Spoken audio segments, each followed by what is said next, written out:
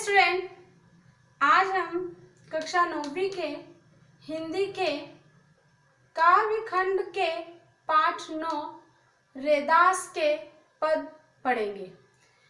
रैदास जी का जन्म 1388 में बनारस में हुआ था। इनकी मृत्यु 1518 में हुई थी। रैदास जी मध्य युग के महान कवि थे, महान संत थे। ये मूर्ति पूजा, तीर्थ यात्रा जैसे कर्म कांडों पर विश्वास नहीं करते थे। मानव मन की पवित्रता और सच्चाई पर इन्होंने विशेष बल दिया। इनकी रचनाएं ब्रिज भाषा में रचित हैं, जिसमें राजस्थानी, अवधी, खड़ी बोली और उर्दू फारसी के शब्दों का समावेश है। इनके 40 पद सिखों के पवित्र ग्रंथ श्री गुरु ग्रंथ साहिब जी में सम्मिलित हैं। रैदास जी के द्वारा रचित 2 पद हमारी इस पुस्तक में हैं। पहला पद का केंद्रीय भाव देखेंगे। जब भक्त के हृदय में एक बार अपने आराध्य के नाम की रट लग जाए तब वह छूट नहीं सकती। आत्मा का परमात्मा से अटूट संबंध होता है, इसीलिए भक्त रैदास भी अपने आराध्य से स्वयं को जुड़ा हुआ ही मानते। पहले पद की पहली पंक्ति, अब कैसे छूटे राम नाम रट लागी। कवि रैदास कहते हैं कि हे प्रभु, मेरे मन में जो आपके नाम की रट लग गई है वह कैसे छूट सकती है। अब तो मैं आपका परम भक्त हो गया हूँ। अगली पंक्ति, प्रभु जी तुम चंदन हम पानी, जाकी अंग अंग बास समानी।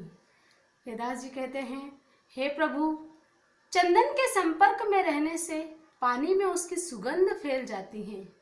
उसी प्रकार मेरे तन मन में आपके प्रेम की सुगंध फैल गई है। प्रभु जी तुम घन बन हम मोरा, जैसे चितवत चंद चकोरा। घन बन हम मोरा, घन मतलब बादल, मोरा मतलब मोर, चकोर मतलब एक पक्षी।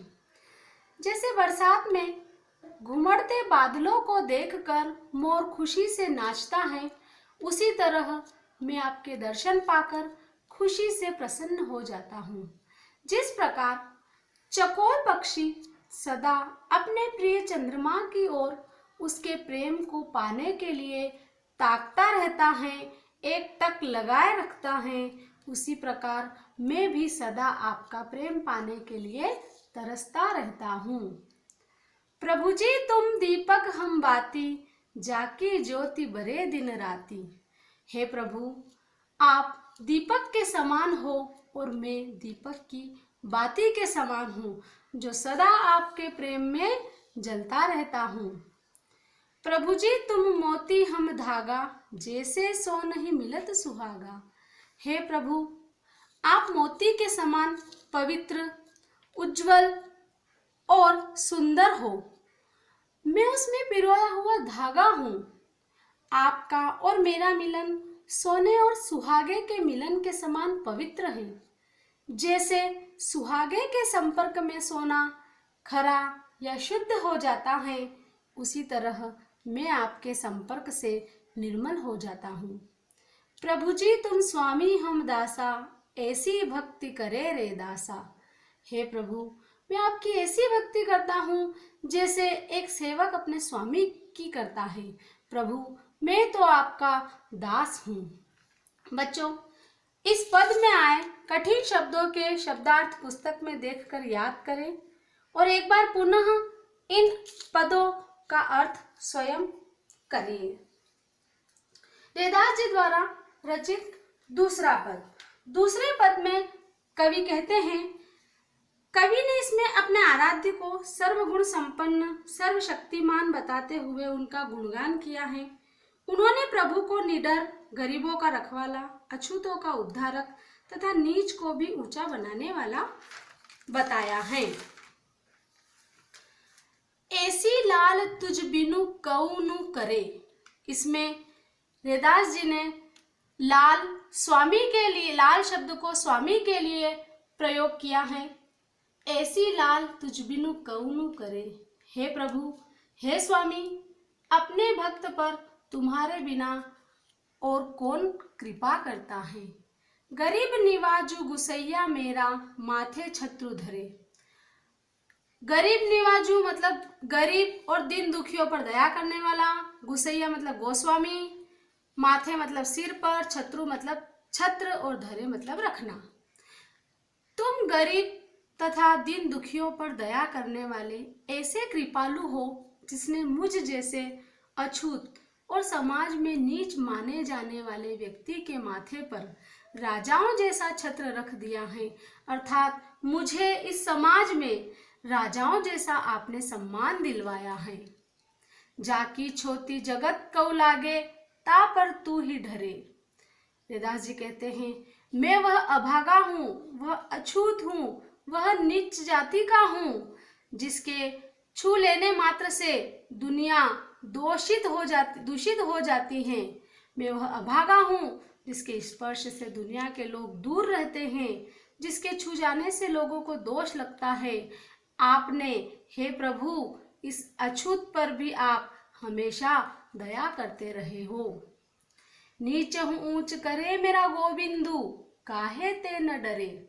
रैदास जी कहते हैं कि मेरा गोविंद, इस पंक्ति में रैदास जी ने प्रभु को गोविंद कहकर संबोधित किया है कि मेरा गोविंद यदि चाहे तो निचली जाति में जन्म लेने वाले व्यक्ति को भी ऊंची श्रेणी दे सकता है।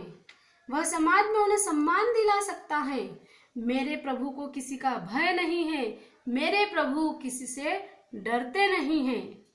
नाम देव कबीरू तिलोचनु, सधना सेनु तरे। रैदास जी कहते हैं कि नामदेव महाराष्ट्र के एक प्रसिद्ध संत थे। कबीर भी एक महान संत कवि थे जो कि जुलाहा जाति के थे।